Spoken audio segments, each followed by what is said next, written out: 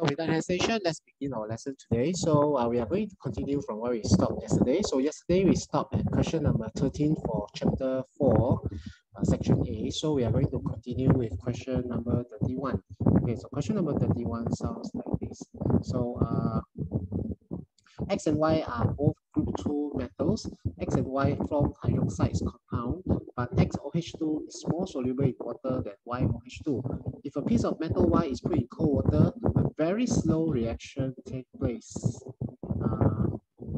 And a small hydrogen bubble can be seen. What could be the identity of X and Y? Okay, so in another word in here, you can see that X in terms of X and Y, X should have a lower position. X in here should have a lower position compared to Y. Okay, X should have a lower position compared to Y. So here the possibility that is eliminated from the whole thing because it says that X is more soluble than Y. So X must have a lower position than Y. Okay, my explanation is a little wrong. So I should say that.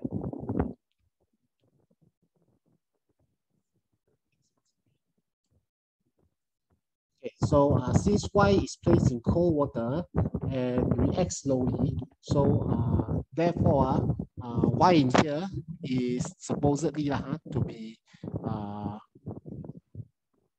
Y supposedly to be a magnesium. Okay, magnesium. Y is magnesium. X is barium. Here the best answer here is A. Sorry for the mistake here. I read wrongly the question. Okay, so and because the question said react slowly, so that is the keyword for the whole thing. Okay, so C and D is already out from our answer because in terms of position of the group 2, Y should be low, X should be lower.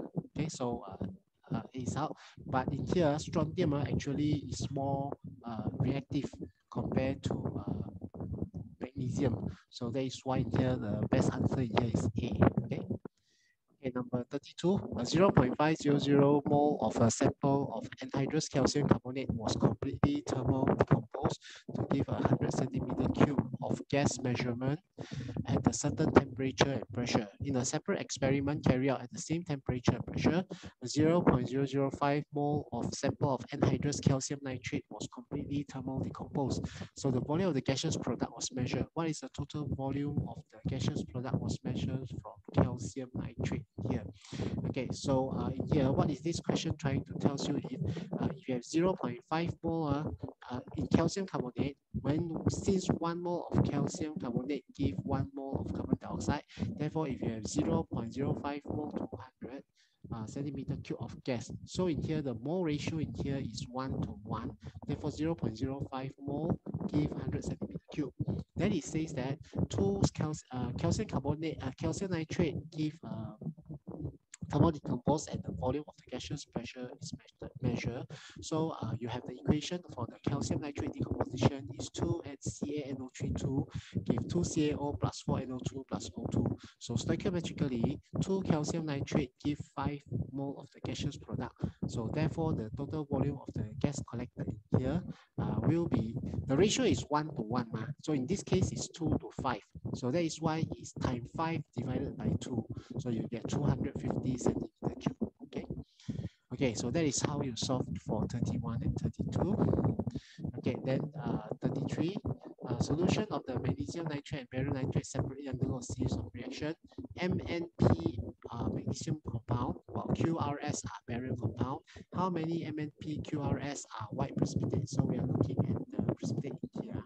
Okay, so when you dissolve in sodium carbonate, okay, so both of them will form the white precipitate because all carbonates are insoluble in water.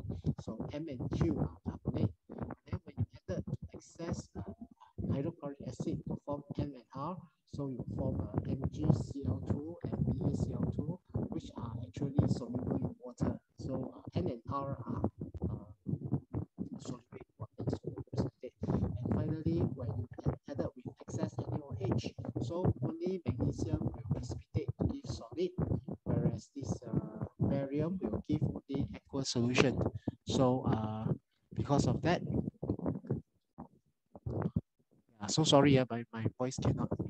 I don't know what happens to my mic here. It's moving.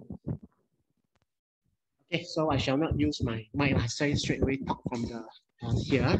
Okay, so barium hydroxide is soluble in water, whereas this magnesium hydroxide is insoluble in water. Okay, so therefore you have MgOH2 is also a solid. So in here you have M and Q are solid, P is also solid. So the total solid form here is 3. Okay, okay. So that is for question number 33. Okay, so with that, that is for 33. Immediately we go to 34. Which row of the table give correct comparison between the solubility of calcium and barium hydroxide and the thermal stability of calcium and barium nitrate? So in terms of solubility, barium hydroxide has a higher solubility compared to calcium. So A and B is out from our choice already. And in terms of thermal stability, barium carbonate has a higher thermal stability than calcium carbonate. So the best answer in here is donkey D. Okay. Okay, then it goes to 35. Magnesium nitrate will decompose when heated to give a white solid and a mixture of gases. One of the gases released is an oxide of nitrogen. So X. So 7.4 of anhydrous magnesium nitrate is heated until no further changes. So what is the mass of X that could be take place? So in here we are comparing the magnesium nitrate to the nitrogen dioxide. So first calculate the mole of magnesium nitrate. So you have 7.4 divided by the RMM of the magnesium nitrate, which is 148.3. So you get 0.0449 mole, 499 mole. So stoichiometrically, 2 magnesium nitrate to 4 nitrogen dioxide. So mole of nitrogen dioxide is 0.0998 moles. So therefore, mass of nitrogen dioxide is 0.998 times RAM of nitrogen dioxide 46. So you get 4.6 grams. So the answer here is donkey D. Then we go to question number 36. In group 2 of the periodic table, the properties of element and their compound shows regular changes down to the group. Which properties show a decrease from magnesium to barium? So A, in decomposition of the temperature of carbonate. So decomposition temperature of carbonate, nitrate, all of them shows increasing properties. Okay. Solubility of the hydroxide also become more and more soluble when going down to the group 2 sulfates and the hydroxide. However, it's only the solubility of the group 2 sulfate that decrease from the magnesium to barium. So therefore, the best answer in here is donkey D. Okay, so that is for 36. Then we go to 37. In which row are statements comparing magnesium and barium is correct in terms of fourth ionization energy? So barium will be lower than that of the magnesium. Okay, no matter which ionization energy, barium will always be lower than magnesium. Okay, and then in terms of reaction with water, so magnesium reacts slower while barium reacts faster. So the best answer in here will be B. Okay, so that is for question number 37. 38. A sample of anhydrous calcium nitrate is placed in the test tube and heat in roaring Bunsen flame until it decomposes. The description of the gas in the test tube is then noted. A glowing splint is then put in the test tube. So what can you say about the gases released and the result of the glowing splinter test? So because nitrogen dioxide is a brown gas, while oxygen burns a glowing wooden splinter, so that is why the best answer that describes the observation that you're supposed to get is B. Brown color gas with the glowing splinter relight. Okay, so that is for question number 38. Then we get 39. Substance X react with water. A gas is given off and the pH of the solution increase. The solution is then react with sulfuric acid and a white precipitate is formed. So what would X be here? So we are talking about X react with water. So in this case, barium can react with water. Barium hydroxide barium can react with water. Magnesium, no. Magnesium oxide also no. Barium oxide is a yes. Okay, but then the statement that says that a gas given off, in terms of the reaction of barium oxide with water, you do not give any gases. So therefore, the best answer that describes all of this is actually barium metal. So the answer is A. Last but not least, number 40, a white solid Z is soluble in water. A sample of Z is heated with Bunsen burner until there's no further changes. When the residue is shaken with water, a solution is formed with no solid remaining. What could be Z? So in here, when heated, you form a white solid that dissolves completely in water, then it must be from the barium. Okay, so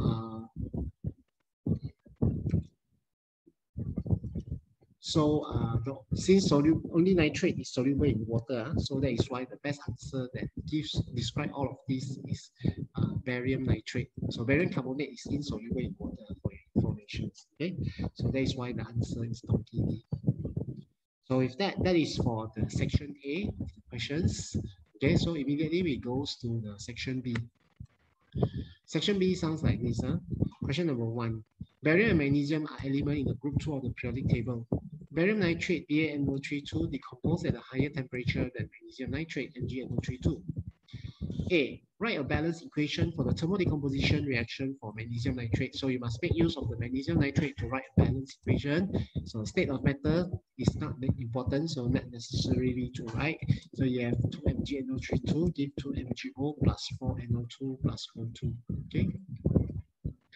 Okay, then B. Explain why barium nitrate is thermally more stable than magnesium nitrate. So you have to explain this one. So always remember the key of the explaining the thermal stability. So first we talk about ionic radius, then making use of a smaller ionic radius. We said that small ionic radius give a high charge density and high polarizing power, therefore can distort the electron cloud, weakening the bond. Okay. So that is the 5 keywords that is always must be written. So you don't care where are the marks located. So you just write all the 5 points in here and let the examiner decide which are the points in here. So first you must state that magnesium ion has a smaller ionic radius than barium. Therefore, magnesium nitrate has a high charge density, therefore a high polarizing power. And magnesium ion is able to distort the electron cloud of the nitrate easily, hence weakening the NO bond. Okay, just this right completely and should not get wrong. Let's see, separate samples of the residue. Okay, barium oxide and magnesium oxide are shaken in water. In this case, describe what would you observe when this experiment is done and state the approximate pH value after the oxide is shaken with water. So in here, your observation should be, because we are talking about oxide, so magnesium oxide is sparingly soluble in water. Try not to use the word insoluble because it does dissolve, but not all of them are dissolved. So that's why the best terms that you use in this case is to use sparingly soluble. Okay. Okay, and pH is they give a weak base, so therefore the approximate pH value of water is 8 to 10. Okay, as for the barium oxide is completely soluble in water, but you don't need to highlight the word completely, just write barium oxide is soluble in water, and when barium hydroxide is dissolved in water, you give a high pH value in here. So the pH value give a very strong base, therefore the pH value is 12 to 14. Any one, you don't write the range, you just write any figure. Okay, so don't write the range here. Okay, so that is how you solve question number 1. Immediately we goes to question number 2. Barium is one of the group 2 elements that what is it? Sorry, let's see. The following reaction scheme shows the reaction between calcium and its compound, barium. Okay, so right, what is the formula of A to E? So you have to try your best to understand what is the compound in here. So starting from barium react with oxygen. Actually, you can also write barium peroxide. No problem. And then when barium react with dilute hydrochloric acid, you give barium chloride BaCl2. And then when sodium carbonate in here, when you heat it, so when you dissolve in sodium carbonate, you give a barium carbonate. Okay, and barium carbonate will also give C. So this will give a strong evidence that barium oxide here is BaO, not peroxide. Okay, okay. Furthermore, when you dissolve BaCl2 with NaOH, so you form BaOH2. Okay, which BaOH2 you add carbon dioxide, you form back barium carbonate. BaOH2, when you heat it, you give barium oxide. Okay, and finally, when BaCl2 react with the K2SO4, so you form BaSO4, which is a white precipitate here. So this will enable you to understand how does the whole scheme works. So A is barium chloride, B is barium carbonate, C is barium oxide, D is barium hydroxide. B is barium, D is barium hydroxide, and then finally E is barium sulfate. So for each of the compound formula written correctly, we give you 1 mark. And then B, state one of the use of C and E. So C, barium oxide, is often used in the crowning of glass or coating in the hot cathode. So that is how you use barium oxide. And finally, for the barium sulfate, is used in the barium mill in scanning of X-ray here, okay, to identify the what we call intestine, okay, problem with intestine. Okay, so with that, that is how you are going to describe the formula from A to E, and also state some applications of the barium compound here. Okay, so that is how you are going to solve for question number 2. Immediately we go to question number 3. So question number 3 sounds like this. Describe the 8th diagram, the lattice structure of the magnesium oxide. So you have to draw magnesium oxide as a base center cubic, okay, with the magnesium and oxygen ion alternating, so as described to you inside the diagram in here. So I hope that you'll be able to draw the structure correctly. Okay. Okay, number 2, using diagram B1, interpret, explain one physical properties of magnesium oxide. So either you say it has high melting point, it is an insulator in solid state, also can. So I'm going to add some more.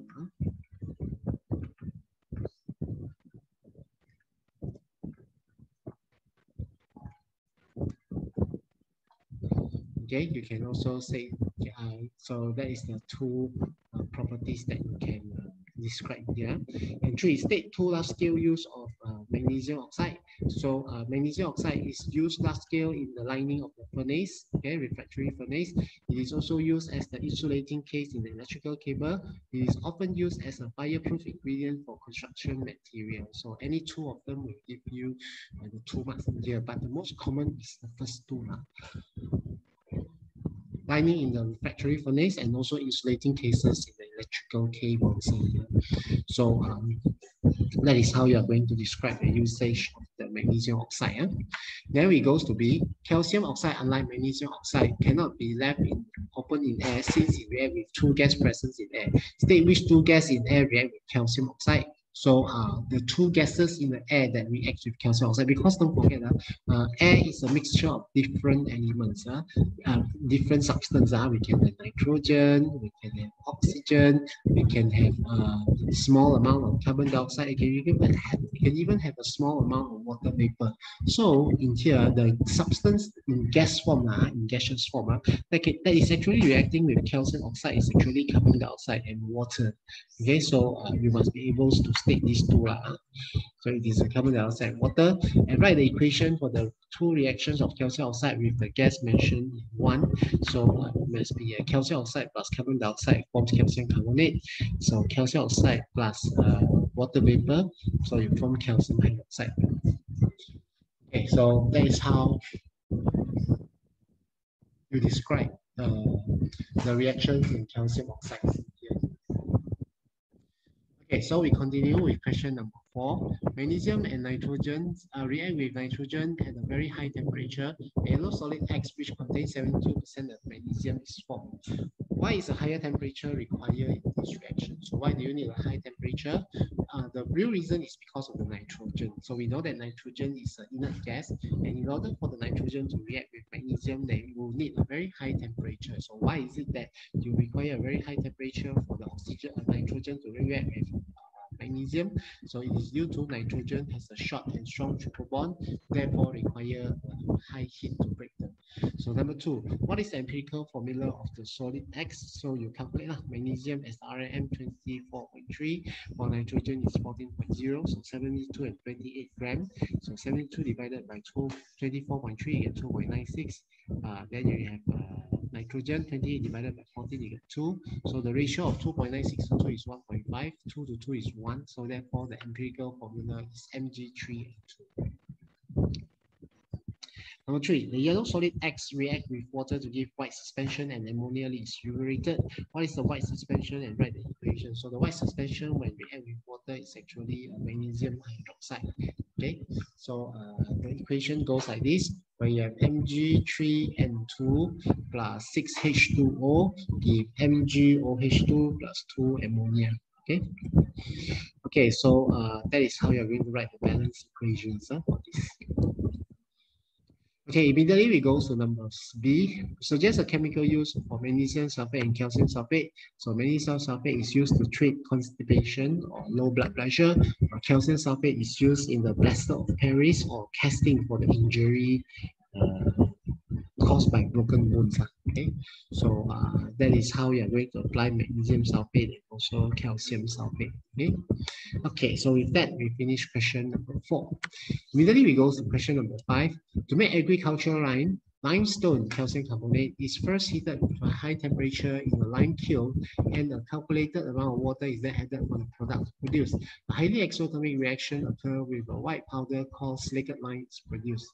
So construct the following equation in here. Number 1, limestone is heated at the room temperature. So limestone is actually calcium carbonate. So when calcium carbonate heated strongly, it will form calcium oxide plus carbon dioxide. Then number 2, product after heated is added to the amount of water to form silicate lime. You're actually forming a calcium hydroxide. Okay, so that is the equation. Okay, B, suggest an application of limestone and silicate lime in your daily life. So limestone used as a mortar and cement. Okay, and finally silicate lime is used to reduce the acidity of the soil. Okay. Then we have question number 5C. Describe and explain how temperature required to decompose a carbonate of the group 2 element vary down to the group. So in here, no matter you are describing nitrate, carbonate, or hydroxide, at the end of the day, you can say that the thermal stability or the decomposition temperature decrease when going down. So due to what? Due to the size of the cation increase, that cause the charge density of polarizing power to decrease. So therefore, lesser the electron density, therefore lesser it is to be able to distort to the electron cloud, hence increase the stability here. Okay, so that is how you are going to answer for question number 12. Okay, 5C. Number 6, radium was discovered in the ore pitch blend by Marie and Pierre Curie in 1898, and the metal was first isolated by them in 1910. The metal was obtained by first reacting radium presence in the pitch blend to form an insoluble radium sulfate, which was converted to radium bromide. So this solution was then electrolyzed using a mercury cathode and carbon anode.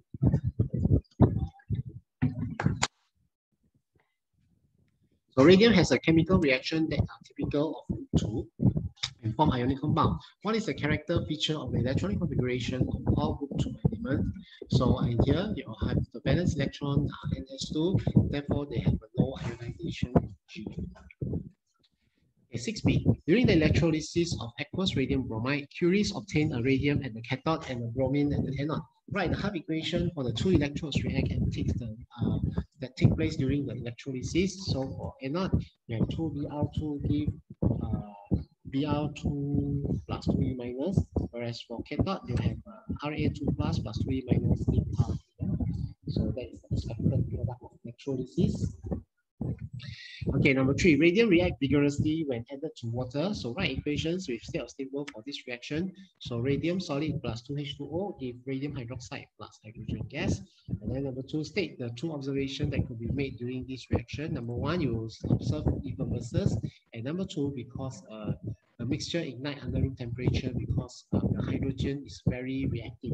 So it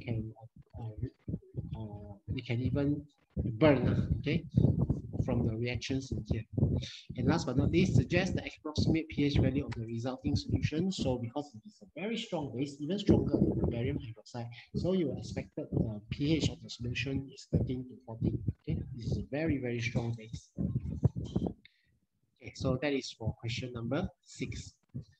Immediately we go to question number 7. The element of the group 2 and their compound shows various trends in their physical and chemical properties. The graph below shows the radius value at atoms and 2 ions of the elements. Okay, so you have the line A and line B. Yeah? Okay, explain why both lines show a steady increase in the value of the radii here. So no matter we are talking about atomic radius or ionic radius, both of them show increasing trend. Why?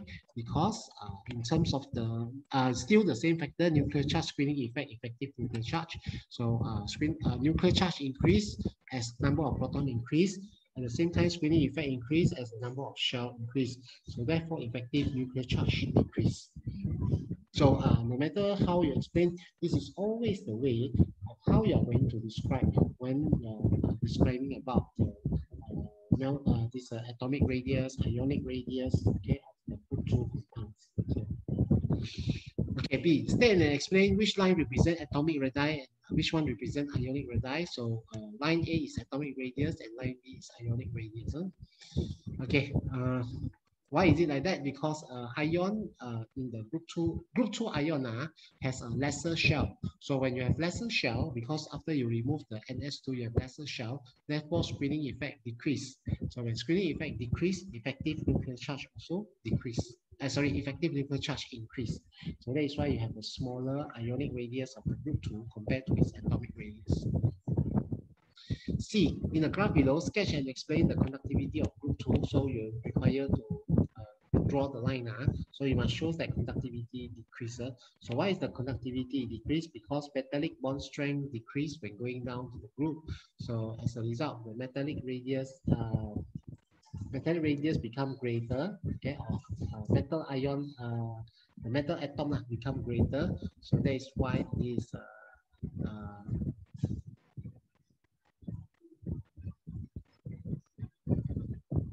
my graph is not running. Okay, so never mind, I revise this later. Okay, number 8.